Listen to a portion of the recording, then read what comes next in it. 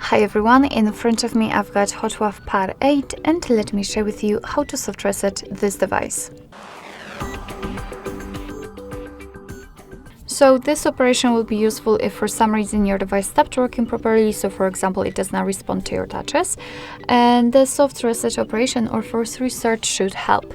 In order to do that, we have to press the power button, which is in this configuration located right here on the right side, and press it long enough until you'll see the black screen and the developer's logo. Let me turn the device. Alright, so let me press the power button.